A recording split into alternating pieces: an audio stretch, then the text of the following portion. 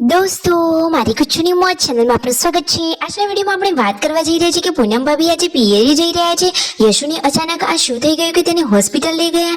જુઓ તો ખરા કે ગેસનો બાટલો હવે ફાઇનલી આવી ગયો અને રાકેશભાઈને લોકો આજે નદીએ નાહવા માટે ગયા હતા અને કાજલબેની બાના અને રાકેશભાઈના આટલા બધા અને સરસ સરસ જૂના ફોટો જુઓ તો ખરા કે કેવા ફોટો છે। એ વખતે કાજલબેની બા કેવા લાગતા હતા, તેમના મમ્મીના પણ જૂના ફોટો છે, આખા ફેમિલીના સરસ સરસ જૂના ફોટો છે। શું તમારે એ ફોટો જોવા છે?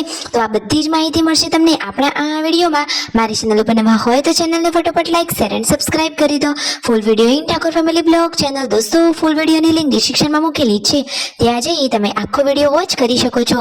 આવી ટૂંકી ટચુકડી લાઈવ લેટેસ્ટ ટ્રેન્ડિંગ માહિતી મેળવવા માટે કરી દો મારી ચેનલને ફટાફટ સબસ્ક્રાઇબ। તો ચાલો દોસ્તો, વધારે રાહ ન જોતા આપણે વિડીયોની શરૂઆત કરી દઈએ છીએ।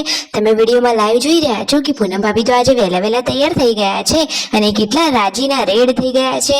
અરે પિયરીએ જવાનું હોય તો ખુશી તો હોય જ ને, તો તેમનો બધો જરૂરી સામાન અને થોડી મગફળી ચીકુ એવું બધું લઈ લીધું છે તેમના પિયરી માટે। અને ફાઇનલી જુઓ વિયુ જેન્સુ બધા લોકો તૈયાર થઈ ગયા છે અને કાજલબેની બા અહીંયા શાક કાપવા માટે બેસી ગયા છે। સરસ મજાનું ગવાનું શાક કટિંગ થઈ રહ્યું છે। તો જુઓ રાકેશભાઈ બેની બાને પજવી રહ્યા છે, એટલે કે ખીજાવે છે કે જુઓ મમ્મી, કાજલબેન તો કેટલું મોટું શાક સમારી રહ્યા છે। આ રીતે કાજલબેન સાથે મસ્તી કરી રહ્યા છે। તો ફાઇનલી હવે થાર ગાડીમાં બધો જ સામાન પૂનમ ભાભીએ મૂકી દીધો છે। જેન્સુ અને વિયુ પણ સરસ તૈયાર થઈ ગયા છે અને હવે સંજયભાઈ તેમને મૂકવા માટે જવાના છે। તો પૂનમ ભાભીને બધા લોકો બેસી ગયા અને એ તો ગયા। તો કાજલબેની બા કહે કે મારી બેનપણી તો હવે એના મામાના ઘરે ગઈ અને આજે તો એકદમ જૂના ફોટો કાઢ્યા છે। જુઓ તો ખરા આટલા બધા ફોટા, આ કોણ છે ફોટોમાં, તમે ઓળખી બતાવશો? જુઓ તો ખરા આટલો જૂનો ફોટો કોનો છે? તમને ચહેરો જોઈને કઈ ખબર પડી કે નહીં દોસ્તો? હું તો ઓળખી જ ગઈ કે એ તો હતા રાકેશભાઈ। અને આ કોણ છે? કાજલબેની બા છે।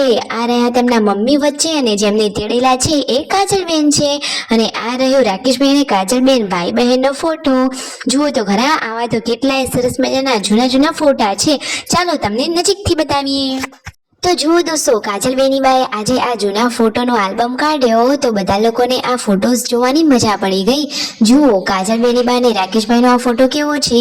કાજલબેને સરસ મજાનું વ્હાઈટ ફ્રોક પહેરેલું છે અને રાકેશભાઈ કહે છે કે મારા એ કપડાં દિવાળી વખતના છે। આ તેમના મમ્મીનો ફોટો, તેમના મમ્મી વખતે કેટલા પાતળા હતા અને આ એમની રિક્ષા હતી। આવા ઘણા બધા સરસ મજાના જૂના ફોટા જોયા અને ફાઇનલી જમવા બેસી ગયા। ગવાનું શાક, રોટલી, રસ અને છાશ।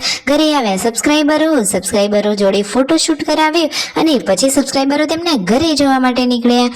જમી કરીને બધા લોકો હવે આરામ કરી રહ્યા છે અને પછી જુઓ ખરા બપોરે આજે રાકેશભાઈને તો ક્યાં પહોંચી ગયા છે? નદી કિનારે, નદીના ઠંડા પાણીનો આનંદ લેવા માટે રાકેશભાઈએ તો પાણીમાં કૂદકો મારી લીધો છે।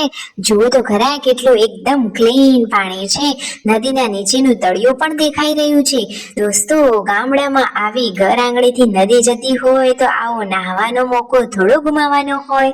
તો રાકેશભાઈ ને રણજીતભાઈ ને તેમના બધા ભાઈઓ ટ્રેક્ટર લઈને આજે પહોંચી ગયા છે નદીએ નાહવા માટે। તો જુઓ તો ખરા કેટલો સરસ મજાનો નજારો છે, એકદમ કુદરતી વાતાવરણ। ઉપર ભલે ને ગમે એટલી ગરમી તાપ પડતો હોય પરંતુ પાણીમાં નાહવાની મજા જ અલગ હોય।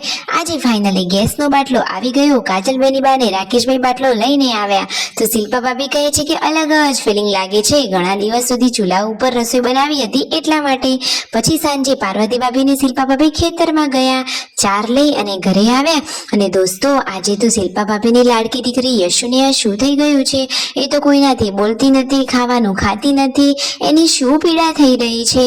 તો ફાઇનલી રાકેશભાઈ ને શિલ્પા ભાભી યશુને લઈને પહોંચી ગયા છે હોસ્પિટલે। તો જુઓ ડોક્ટર ચેકઅપ કરી રહ્યા છે, એને તો મોઢામાં ચાંદી પડી છે।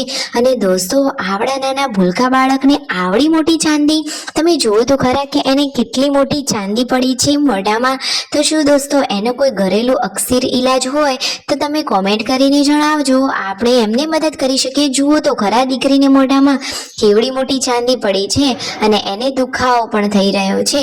જુઓ નાનું બાળક બિચારું બોલી ના શકે પરંતુ પીડા તો થાય જ નહીં। તો હવે દવાથી મટી જશે। તો લાઈક શેર એન્ડ સબસ્ક્રાઇબ।